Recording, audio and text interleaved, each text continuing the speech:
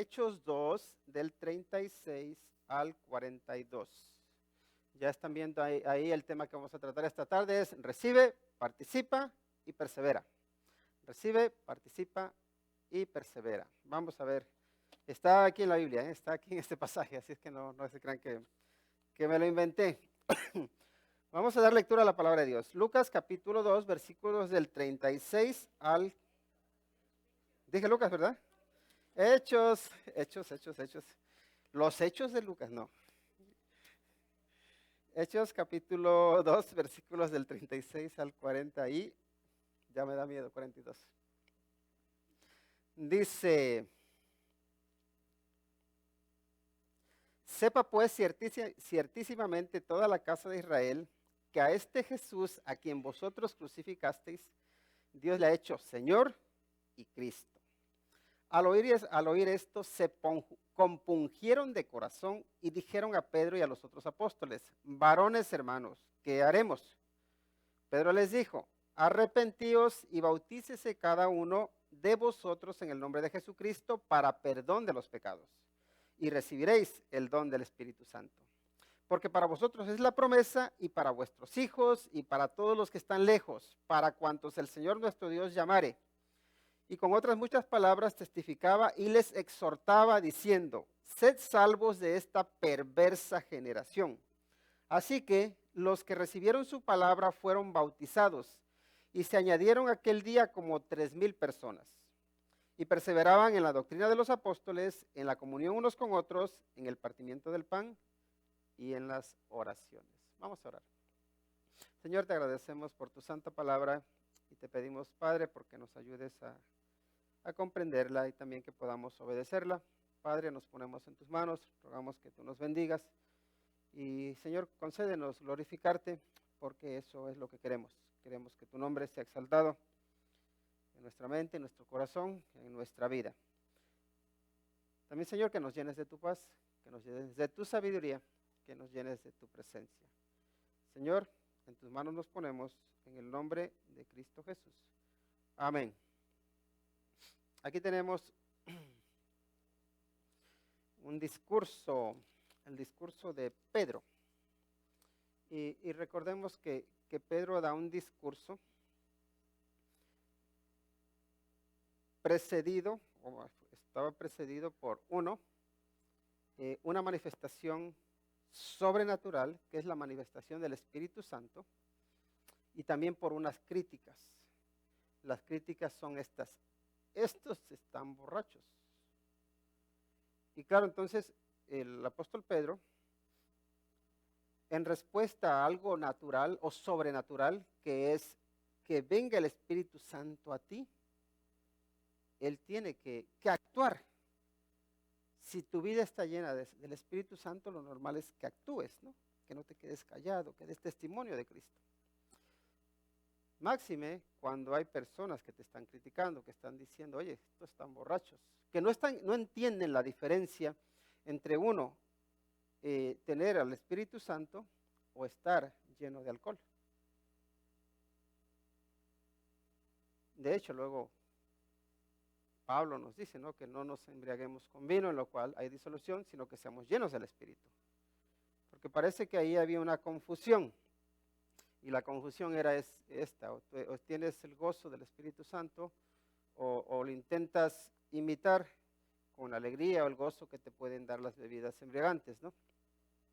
Pero aquí Pedro vemos que da un discurso, y el discurso que da es un discurso muy, muy coherente, un discurso convincente, un discurso que lleva a las personas al arrepentimiento. Y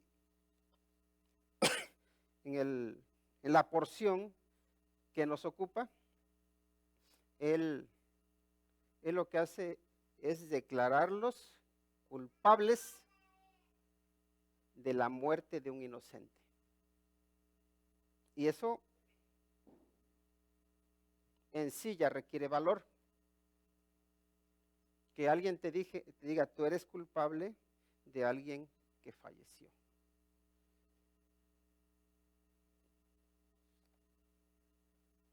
y que lo aceptes. Y cuando lo aceptas, ¿cómo vas a responder? ¿Vas a responder con lo siento? ¿O vas a responder como lo hicieron estos hombres diciendo, ¿qué debo hacer? Soy culpable, ¿qué debo hacer? Y aquí vamos a ver lo que Pedro les dice. Pero para uno recibir la palabra de Dios, para uno aceptarla, para aceptar incluso una acusación que se te hace en la cual se te está diciendo que eres culpable de algo, es necesario que haya algo que se mueva en tu interior. Es necesario que en tu interior haya humildad suficiente para reconocer tu fallo y también para pedir ayuda. Y eso es lo que vemos en este pasaje. Miren cómo inicia el apóstol Pedro aquí en el versículo 36. Dice, sepa pues ciertísimamente toda la casa de Israel, dice, que a este Jesús, a quien vosotros crucificasteis, Dios le ha hecho Señor y Cristo. Y aquí cuando dice ciertísimamente, no hay duda. No hay lugar para la equivocación. Casa de Israel, a este Jesús, al que ustedes que me están oyendo, al que ustedes crucificaron, a él Dios lo hizo Señor y Cristo. Al que ustedes despreciaron, Dios no lo despreció. Y eso creo que es bueno tenerlo en cuenta. ¿Quién es Jesús? Jesús es el Señor, ¿verdad? Y Jesús es el Cristo. ¿Y qué implica eso para los judíos? ¿Qué implica para nosotros? Jesús, ya sabemos que el nombre Jesús significa Dios salva, ¿verdad? Que Él trajo salvación. Pero había muchos que se llamaban Jesús. De manera que cuando lo divino se convierte en común, llega a hacerse profano. Llega a menospreciarse. Y así sucede con muchas cosas, ¿no? Cuando hay algo que es muy importante, incluso es sagrado, si empezamos a tratarlo como algo común, llega el momento en que ya no se valora. Se menosprecia. Y Jesús, el nombre de Jesús, era un nombre que tenía un significado precioso, pero había tantos que se llamaban Jesús que ya era uno más. Así que les dice, sepa ciertísimamente toda la casa de Israel que a este Jesús, a quien ustedes vieron como un ladrón más, a quienes ustedes vieron como alguien que se merecía ser castigado, como alguien que era un impostor, que enseñaba falsedades, a ese Jesús, a ese que ustedes no han querido aceptar, a ese Dios, dice, ese Dios del que ustedes tanto hablan, en el cual ustedes dicen creer, al cual dicen seguir, al cual dicen servir, pues ese Dios, el Dios Todopoderoso, es el que lo ha reconocido, es el que lo ha hecho Señor. Y cuando dice que lo hizo Señor, está diciendo esto, a Él es al que le ha dado el mando. Cristo es el Señor, te guste o no, les guste o no. Y algo más, además de serlo Señor, lo hizo Cristo. Y cuando hablamos de Cristo, la palabra Cristo significa ungido, ¿verdad? Y normalmente se ungía a quienes se les daba un oficio. Así que aquí lo que está implicando es que este Jesús, que es el Señor, tiene un oficio. ¿Y su oficio cuál es? El de Redentor, el de Salvador. Aquel al que ustedes han menospreciado es precisamente al que necesitaban. ¿Qué suele pasar? Al que necesitamos, lo menospreciamos. A Cristo que lo necesitamos, ¿cuántas veces lo hacemos a un lado? ¿Cuántas veces le damos un papel secundario? ¿Cuántas veces en lugar de ponerlo en el lugar central, en el lugar especial, lo menospreciamos? Pues bueno, una cosa debe quedarnos clara, que no importa cuánto menosprecio tú le tengas a Jesús, o le tengamos, o la gente lo menosprecie, o lo rechace, o que digan no es nadie, eso no cambia quién es, no cambia que Él es el Señor y no cambia que Él es el Salvador, no cambia que es el Redentor, no cambia que Dios le haya dado un lugar, le haya dado un lugar especial. ¿Por qué? Porque lo que Dios dice es que es, eso es. Lo mismo se podría aplicar en nosotros en una escala inferior. La gente que dice de ti, ¿qué es lo que opina la gente de ti? Hay algunos que tendrán buenas opiniones, otros que tendrán malas opiniones. Pero lo que importa es lo que Dios dice de ti. ¿Quién dice Dios que eres tú? Recordamos que esa pregunta la hizo el Señor Jesucristo a los discípulos. ¿Quién dice la gente que soy? Algunos dicen que eres Elías, algunos que eres el profeta. Dice, ¿y ustedes quién dicen que soy? Y es cuando Pedro le dice, tú eres el Cristo. Y aquí lo está recordando. Tú eres el Cristo. ¿Y qué significa eso? Que tú eres el Hijo del Dios viviente. Eso es lo que tú eres porque tú eres el Hijo de Dios. Así que Pedro está recordando esa afirmación que él ya hizo en su momento y que no importa la opinión que tengan los judíos, si lo aceptan o los rechazan es problema de ellos. Pero no, la actitud de ellos no va a cambiar quién Cristo es. Y eso es lo que les quiero decir. Que no importa cuál es tu opinión sobre el Señor Jesucristo, tú no vas a cambiar lo que Él es, quien es Él. Y de hecho, les puedo decir que para nuestro bien es aceptarlo tal cual es, no como yo lo quiera hacer. Porque aquí nos encontramos también con un problema que suele haber en nosotros los cristianos.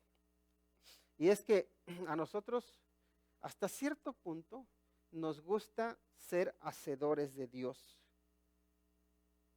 Me explico en qué sentido. Normalmente a Dios lo solemos ver como nos vemos a nosotros, o un poco a nuestra conveniencia. Y eso suele pasar cuando no nos apegamos a quien Dios dice ser, sino nos apegamos más a lo que queremos que Dios sea.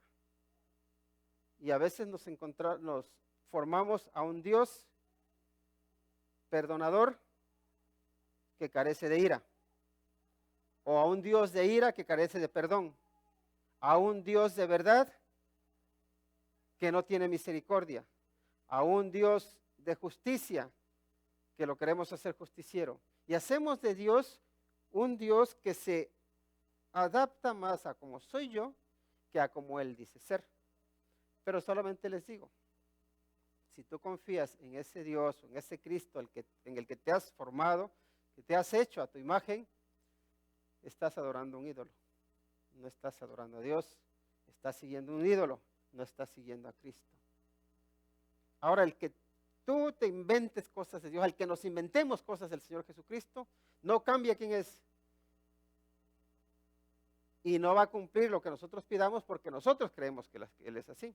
Por eso es importante que nosotros vayamos a lo que dice la palabra de Dios de quién es Él. En este caso solamente les dice dos cosas. Él es el Señor y es Cristo. Él es el que manda y Él es el que redime. Y miren lo que nos dice en el versículo 37. Dice, al oír esto, se compungieron de corazón y dijeron a Pedro y a los otros apóstoles, varones hermanos, ¿qué haremos? 38. Pedro les dijo, arrepentíos y bautícese cada uno de vosotros en el nombre de Jesucristo para perdón de los pecados y recibiréis el don del Espíritu Santo. Así que, si queremos resumir estos versículos en una idea, podríamos decir que necesitamos someternos al señorío de Cristo por medio de ¿qué? Del arrepentimiento y el bautismo. Y hay una promesa hecha para ellos, para los hijos, para los que están cerca y para los que están lejos, para todos aquellos a los que el Señor llamare. Es el versículo que estábamos memorizando, ¿no? Hay una promesa hecha para todos nosotros y es vas a recibir el don del Espíritu Santo, pero es necesario pasar ¿por qué? Por el arrepentimiento y el bautismo. Bien, ¿el bautismo es un requisito para salvación? El bautismo del agua no es un requisito para salvación. Sabemos que no. Ahora, sí hay un bautismo que es espiritual, que se llama el bautismo del Espíritu Santo. ¿Y qué significa? Significa que cuando Cristo viene a tu vida, el Espíritu Santo viene a ti y te sella como hijo de Dios. Y podemos decir que te bautiza en el sentido de que tú te sumerges en Él. Es cuando se hace realidad la palabra esa que dice que estamos escondidos en Dios. Estamos guardados en Él, porque estamos inmersos en Él. Y ahí tenemos esa relación ahora viva con Dios por medio de Cristo Jesús, morando o habitando en su Espíritu Santo. Pero también aquí nos está hablando de arrepentimiento, ¿verdad? Y el arrepentimiento significa: yo me encuentro mal, me siento mal por mis pecados, por cómo he ofendido, en este caso porque menospreciaron al Señor Jesucristo, menospreciaron al Salvador, y dicen, ¿qué tenemos que hacer? Y Pedro le dice, arrepiéntanse. Y arrepentirse es un cambio de vida, ¿verdad? Y ahí el cambio de vida que debían tener es: antes despreciabas al Señor, ahora síguelo. Pero ya no está, ya no camina con nosotros. Bueno, ya no camina con nosotros, pero sus principios siguen estando aquí. Y es lo que vamos a ver ahora al final. Vamos a ver cómo caminamos con Cristo, cómo cambiamos de vida. Así que arrepentimiento, pero luego hablamos, aquí también habla de bautizo. Ya les expliqué que el bautismo del agua no nos salva. Ahora la pregunta, ¿es necesario el bautismo, sí o no? Y sí es necesario. ¿Por qué? Es necesario por lo menos dos razones. Porque primero tú te identificas con Cristo en su muerte, cuando Él fue sepultado, y en su resurrección, cuando Él fue levantado y ascendió a la diestra del Padre. Entonces tú estás diciendo, yo estoy muerto con Cristo y también estoy resucitado con Cristo. Pero también es importante porque tú te identificas en tu caminar diario con el Señor. En otras palabras, tú estás diciendo, yo cuando me bautizo, estoy diciendo que yo camino con el Señor. Antes yo lo menospreciaba, antes no lo tenía en cuenta en mi vida, antes no era mi Señor, pero ahora sí es mi Señor. Por eso ahora camino con Él. Y tenemos todo el 2022 para caminar con el Señor. Si el Señor nos deja vivir. Porque también puede ser que no lleguemos al 2022. ¿Cuántas personas creían que iban a llegar al 2022 y no llegaron? No llegaron. Y nosotros aquí estamos esperanzados de que sí vamos a llegar al 2023, ¿verdad? ¿Quién dice, yo me apunto para morirme en el 2022? ¿Hay alguien, algún voluntario? No lo hay, ¿verdad? ¿O sí? No, no nos apuntamos por eso. Ahora, ¿quién se apunta para vivir hasta el 2072? Ya son 50 años más. ¿No quieren ponerse fecha de caducidad? No queremos ponernos fecha de caducidad, ¿verdad? Nos podemos apuntar para lo que queramos. Pero saben que nuestra vida está en las manos de Dios. Y Él es el que tiene nuestros días contados. Ahora, es importante que cualquier día que Él nos da, ya sea un día más, o un año más, o 50 años más, lo que el Señor te conceda vivir, que tú y yo nos sometamos al señorío de Cristo. Y el arrepentimiento no es un acto que se realiza solo en un momento puntual, sino que el arrepentimiento debería ser una constante en nuestra vida. Debería serlo. Porque les aseguro que este 2022 vamos a cometer muchos errores. ¿Hay alguien que en lo que llevamos de año ya haya cometido algunos? Hace un rato estaba viendo en alguien que posteó. Dice, estoy orgulloso de mí porque en lo que llevamos de año no he hecho ninguna compra en Amazon. Y ya le pregunté a otro, ¿y en estos 20 minutos que si posteaste, has comprado algo? Y ya no hubo respuesta, no lo sabemos. Pero el caso es este. Todos, sin temor a equivocarnos, vamos, en este caso, a equivocarnos, pero es necesario que nos sometamos al señorío de Cristo y digamos, Señor, tú mandas. Y si tú mandas, yo quiero arrepentirme. Y si tú mandas, yo quiero seguirte, yo quiero obedecerte, pero aún más yo quiero bautizarme si no estás bautizado. Sí, el bautismo es necesario y animo a quienes no se han bautizado aún para que den ese paso, que en este 2022 tengan como meta decir me voy a bautizar y me voy a identificar con Cristo yendo a las aguas del bautismo. El punto número 3, en el versículo 39, dice, porque para vosotros es la promesa y para vuestros hijos y para los que están lejos, para cuanto el Señor nuestro Dios llamare. Y por resumir un poquito, nada más quiero destacar el hecho de que el Señor cuenta contigo en su llamamiento y en su promesa. Él nos llama de una forma, nos llama de otra. ¿Te has puesto a pensar de qué forma te llamó el Señor este año que pasó? ¿De qué forma te llamó la atención? ¿De qué forma te llamó al arrepentimiento? ¿De qué forma te llamó al cambio? Y la siguiente pregunta es, ¿le escuchaste? ¿Le hiciste caso? ¿O dijiste, Señor, después, porque ahora estoy ocupado, porque ahora no tengo tiempo? ¿Qué hiciste o qué hicimos? ¿Cuál fue nuestra respuesta para el Señor? Primero, Él te llama. Y si Él te llama, ¿por qué lo hace? Él te llama porque le interesas, porque eres importante para Él, porque tiene una obra especial para ti, porque cuenta contigo. Dios en este 2022 cuenta contigo, cuenta con cada uno de nosotros. No sobras. No dice Dios, pues ahí si quieres quedarte, a mí me da igual porque no me importas. No, Él, aunque te quieras quedar, Él te llama. Obviamente no te necesita, no eres esencial, pero sí eres importante. Y solamente les digo, Dios cuenta contigo. Y fíjense cómo dice, cómo lo expresa aquí, dice, porque para vosotros es las promesas. Ustedes que están oyendo, a ustedes Dios les hizo una promesa de que el Espíritu enviaría el don de su Espíritu Santo a ustedes, dice. Pero también a vuestros hijos, dice. Para todos los que están lejos, dice, para cuantos el Señor nuestro Dios llamare. Y ahí está hablando de que Dios no hace excepción de personas. Dios es inclusivo. Quiere incluir en su familia a todos. Porque Él no desea que ninguno perezca, sino que todos se arrepientan. Esa es la voluntad de Dios, que la gente sea salva. No quiere, en su corazón no está el querer que las personas se pierdan. No lo está. Porque Él quiere incluirte. Serás tú el que te excluyas, el que digas yo no quiero hacer caso. Pero Él no te quiere excluir, Él te quiere incluir.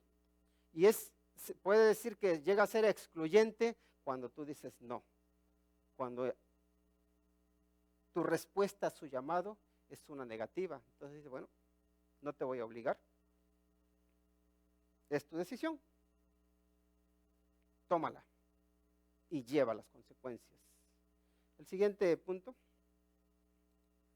y es en el versículo 40, dice, y con otras muchas palabras testificaba y les exhortaba diciendo, sed salvos de esta perversa generación. Y podemos decir, sálvate de la perversidad de esta generación. Y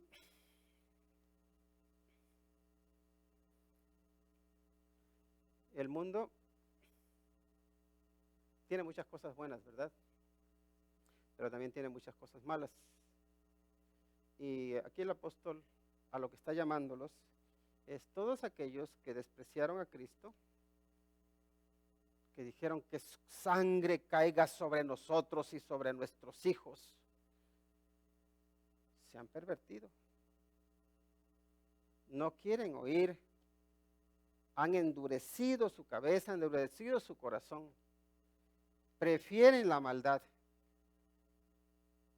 Y su camino, su esperanza, su futuro es la destrucción, porque han preferido la perversidad.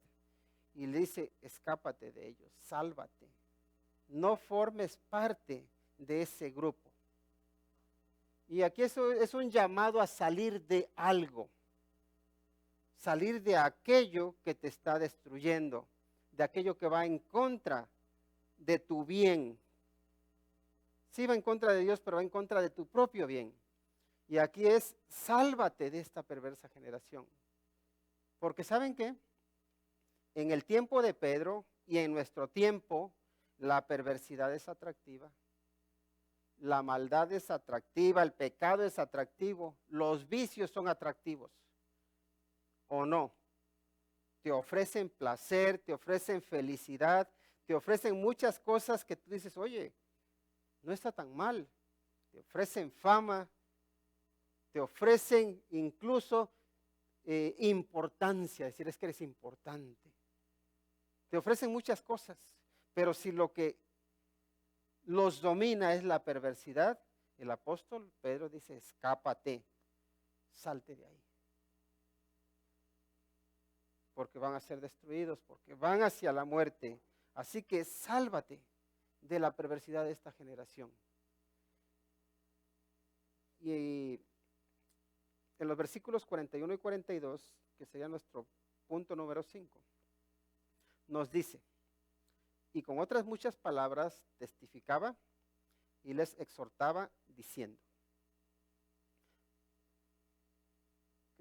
sed salvos de esta perversa generación. Dice, así que, perdón, ahora el 41 dice, así que los que recibieron su palabra fueron bautizados y se añadieron aquel día como 3,000 personas y perseveraban en la doctrina de los apóstoles, en la comunión unos con otros, en el partimiento del pan y en las oraciones. Y aquí podemos decir que hay mucha gente que cuando escuchan el sermón que dio Pedro, cuando escuchan este discurso que dio Pedro, dice que se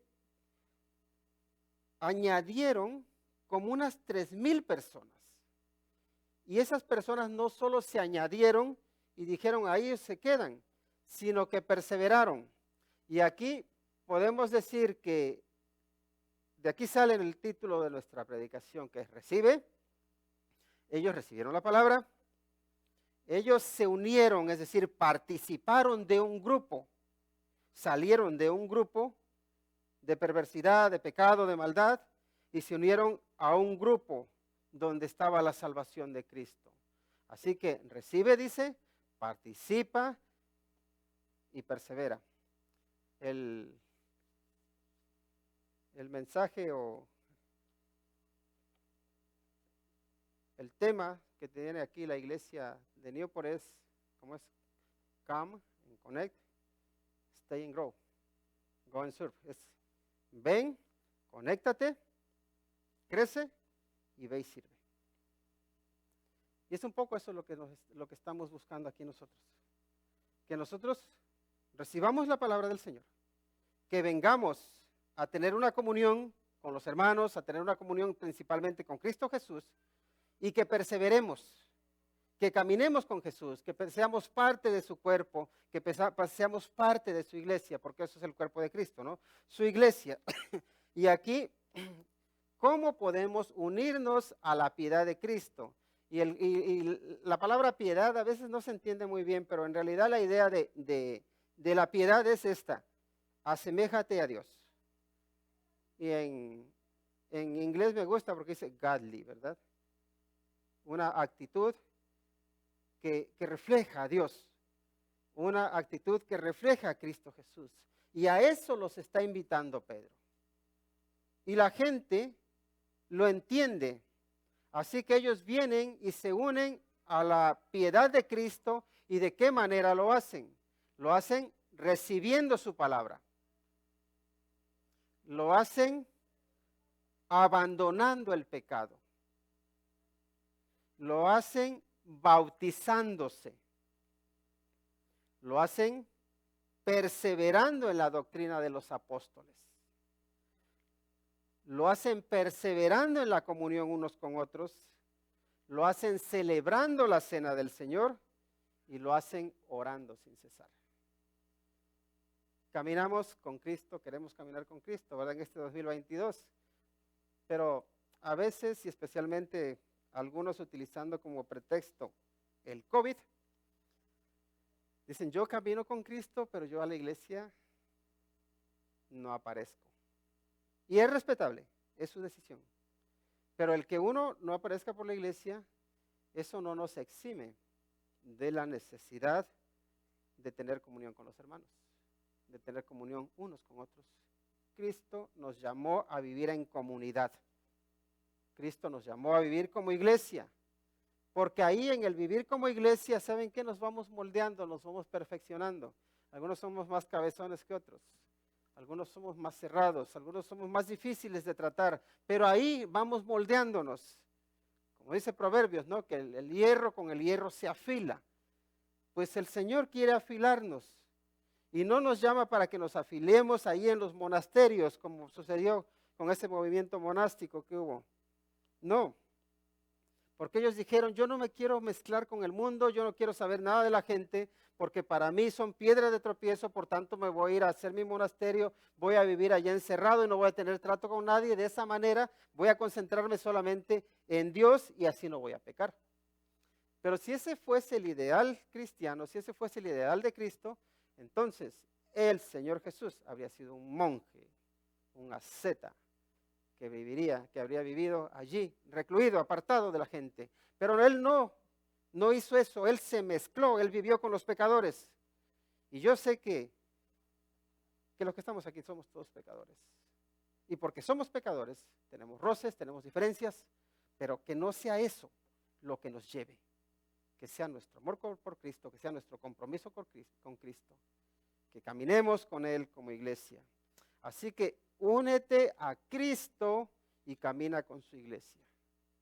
Camina como cristiano, con los cristianos, con nuestras imperfecciones, con nuestras debilidades, pero también con nuestra meta de parecernos cada vez más a Cristo Jesús. Se lo repito, recibiendo su palabra, ellos recibieron su palabra, abandonando el pecado, se arrepintieron, bautizándose, se sumergieron, se identificaron con Cristo por medio del bautizo, perseverando en la doctrina de los apóstoles, no crearon un Dios a su medida, sino que se sometieron al Dios que se había revelado. Fueron fieles a su palabra. Luego dice, perseverando en la comunión unos con otros, en el relacionarse entre ellos. Y luego, no vamos a seguir viendo ahora de momento el libro de los Hechos, pero vemos que por ahí tuvieron luego problemas. Luego recuerdan que incluso hubo quienes se murieron por mentirosos. Pero esa es la vida. Y vivían en comunión. Luego también celebraban la cena del Señor y se reunían y tenían esas cenas, esas comidas, en las que luego también el apóstol Pablo los tiene que regañar, ¿verdad?